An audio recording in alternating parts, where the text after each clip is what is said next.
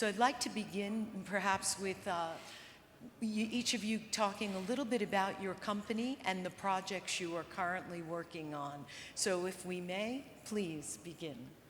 Assalamu alaikum wa rahmatullah. Good afternoon to all. Mawten Real Estate has three main lines of work.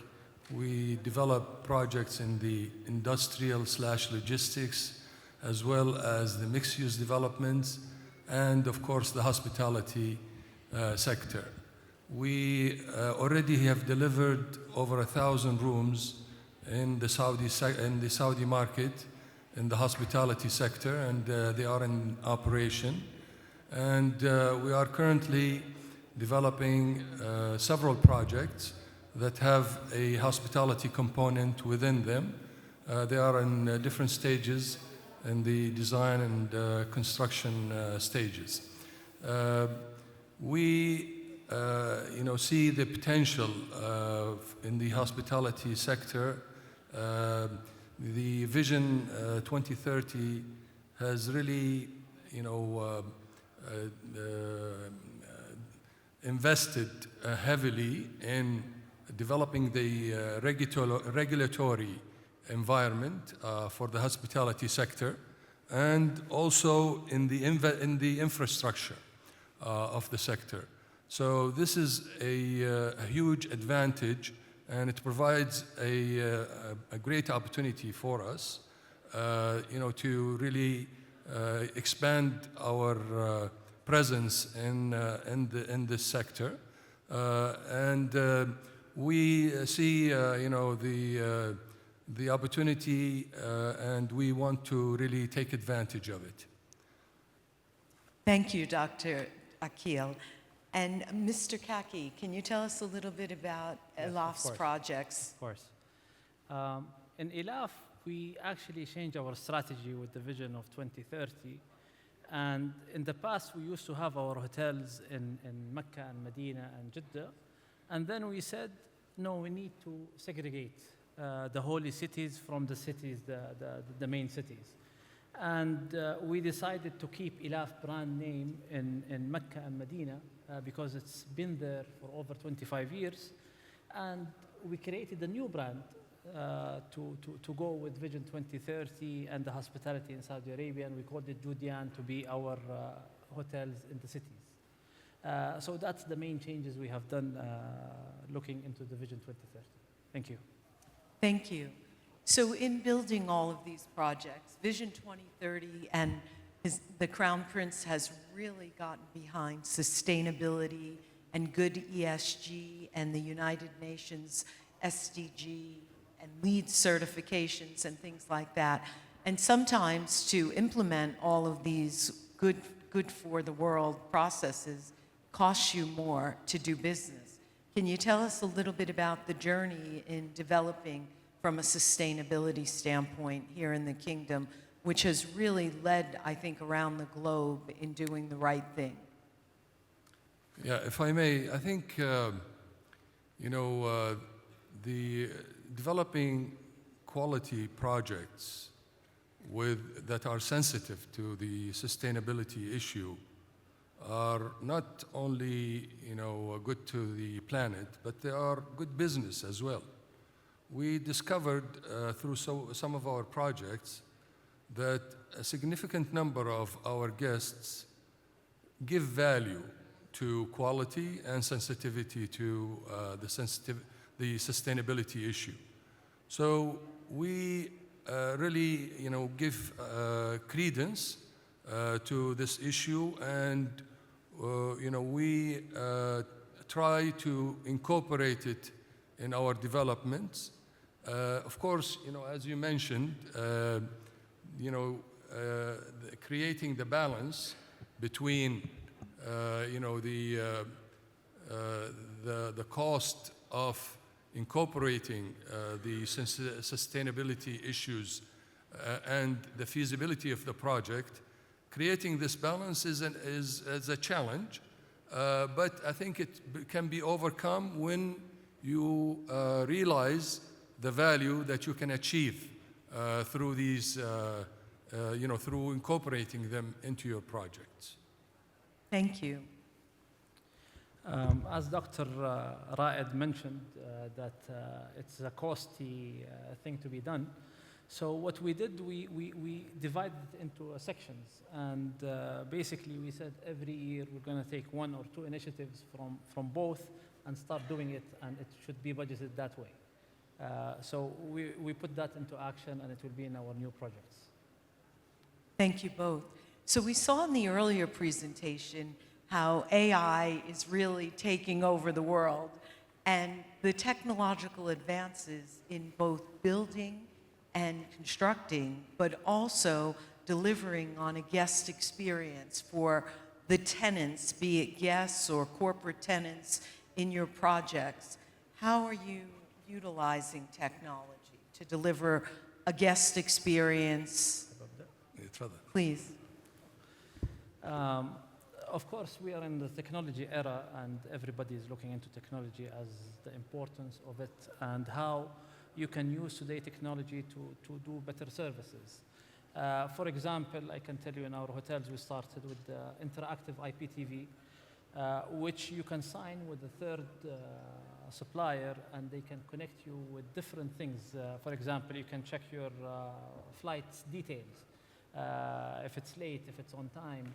At the same time, we're also working on the guest room management system, which when you enter the room, you put your temperature that you like, and that temperature would be set in the room, and each time you go into the room or a different room in the same hotel, it's already saved your setting and will have the temperature you like and require. So those are part of the things that we can do that will help the service for our guests. If you might add, the technological advances really add to guest experience, and this is what we want to concentrate on in our projects. We want to provide the best guest experience that we can deliver, and understanding our guests' needs, expectations, preferences, all help us in developing the right technologies that can accommodate these needs and preferences. And as developers, one of the important things for us to really achieve this formula is to diligently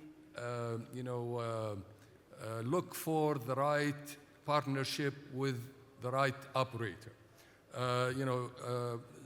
Some operators are more advanced in providing the guest experience that we want and our guests expect, and they can accommodate those needs and expectations through the technologies, as my colleague mentioned, in terms of the check-in and the room management, or even check-out of the room.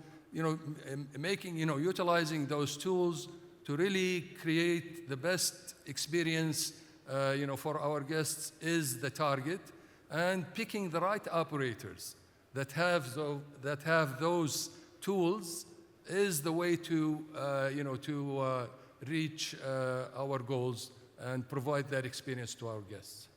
Thank you both for that.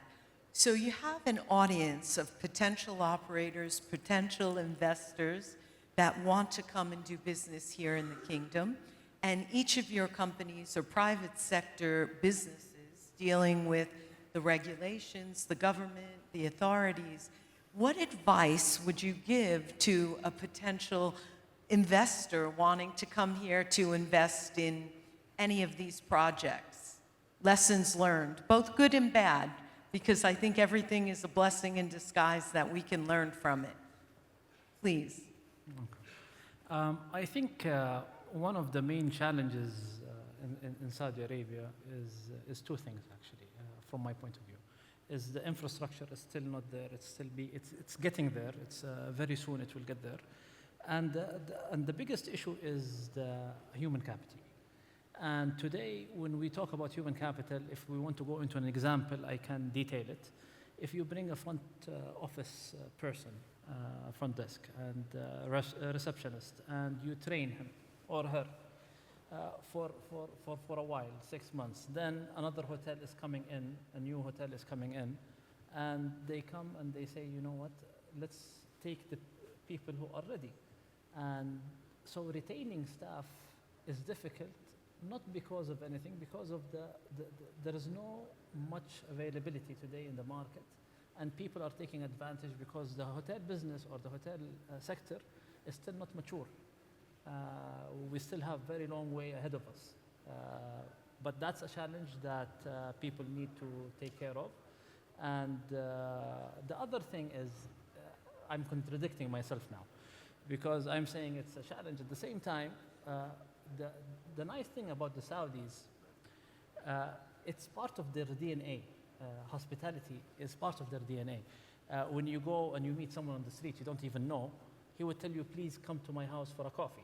Now, he's not really inviting you for coffee. He's just pulling your legs to come to his house for a coffee. You will make it easy.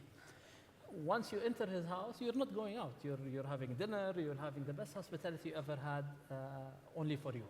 So training them is easy because they have it in their DNA. Thank you.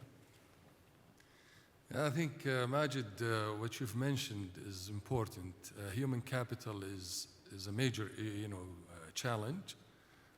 But I think, there are training programs now, and there are, some efforts by the authorities to develop, to develop talent within this sector. And I think, there is a lot of potential, as you mentioned. In terms of the challenges for developers and opportunities, challenges and opportunities for developers and operators, I think, Vision 2030 gives, with the development of the regulations that is ongoing right now, and of course, the infrastructure that is being developed, I think, there is tremendous opportunity in this sector, in the hospitality sector. And, this opportunity is very unique to Saudi. I think if the developers miss this opportunity, it will not be repeated. So I think they need to really, focus on this opportunity and try to benefit from it. And the challenge in these opportunities is to the right positioning. You cannot cater to everybody. I mean, each developer has to really pick, who they need to cater to, and they need to understand their guests, deeply in terms of needs, preferences, expectations, budget, and try to accommodate those, needs and preferences in a way that can really, create that experience that we talked about earlier. And, if we as developers want those assets to sustain and to be there for the long term, I think positioning is the important issue. And I think, one issue that really needs to be addressed is a segment of this, of the guests, which is, the young generation, people under 30. Their requirements are a bit different from other guests, Saudis and even, expats. So each segment needs to be, studied deeply, and we need to really provide them with the best experience that we can, so that we can sustain those assets. In terms of challenges, there is now for developers, there is a shortage of qualified contractors. You know, with all this work that is being done in the kingdom, there is now a challenge in this area. There is also a challenge in, you know, in some sites. You know, we cannot find the right sites for the positioning that we want, you know, to serve our guests, you know, in the right way. And of course, you know, as we mentioned earlier, you know, because of the regulation that is being developed now, there are some challenges with, you know, the evolving regulation, you know, because it's changing and it's costly sometimes to change. And of course, you know, some of the technological, you know, programs that are in the regulation, that are being employed by the regulator, which create some challenges to developers and operators. Thank you both. I'll just say a couple of comments on what you each said. I think the challenge of finding good trained hospitality workers is a challenge around the world. I don't think that's exclusive to Saudi. I think where it's exacerbated is that Saudi previously wasn't open for tourism 5+ years ago. And now you've so embraced the world in letting everybody in with the easy e-visa concept and things of that nature, coupled with a population of 30%, 70%, 30 years or younger. It's a little bit more of a challenge, but not overcomable. And from my perspective, I think they've put in some great programs to train the young people to deliver hospitality to a myriad of different eclectic international audiences. But you said something very interesting about catering to a 30-year-old and that whole generation, how it is different. So much so, from a development standpoint, if you take as an example the Royal at Atlantis in Dubai, they built and designed, based on what I read, a property all around Instagrammable moments to deliver and cater to this younger audience who social media is their currency. And in that process, they claim something like 10 billion impressions, free impressions, if you will, to generate the kind of PR that they did. Now, of course, I'm sure they spent in excess of 27 million on a marketing budget. But if you think about it, it's really valid to your point about catering to an audience of potential clients that are in that younger generation. Absolutely. It's hard to believe we are just about out of time. Are there any closing comments each of you would like to leave the audience with? Further, Majed. Shukran. And I think what you both mentioned about the programs, this will help a lot and will actually get those people back in to business. And also, what we did in Elaf, we, for example, DMCs. There are not enough local DMCs because the tourism opened in Saudi in 2019. So before that, if you want to consider the Umrah companies as DMCs, then fine. But as an international DMC who brings people from Europe, Australia, and the US and different countries, then that's not available. So what we did is we went and we partnered with an international DMC. And we brought in EXO as a partner. And from that joint venture, and that joint venture, by the way, we took from the Ministry of Tourism, this opportunity actually. So the involvement of the ministry nowadays with the private sector is just beyond imagination. We're very proud now with the partnership of EXO, and we are launching our signatures on the 22nd of May. So that's it. Thank you very much. Thank you for having me. Thank you. You know, what I want to reiterate as a closing note, what you have mentioned for the young generation, 30-year-olds and younger. You know, the Vision 2030 goals, many people miss the priority.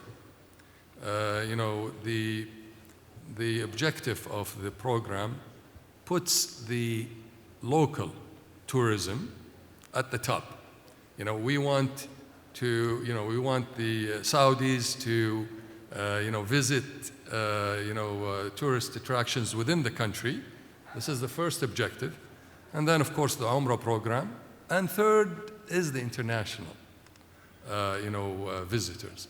So I think we need to put more focus on catering to the Saudis, you know, as developers, the Saudis, who want to really, you know, see the country and discover their own country.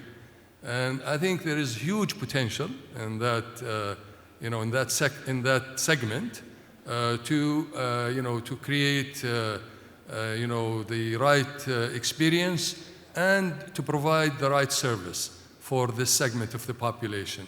I think this is a good opportunity for developers that needs to be focused on more. Thank you. Well, you heard it here. It's a great opportunity to come and invest in the KSA. I think there's nothing else like it going on in the world. So it's hard to believe we are out of time, but Mr. Kaki and Dr. Raeyd, thank you both so much for being here with us today, and our thanks to the bench. Thank you. Shukran. Thank you.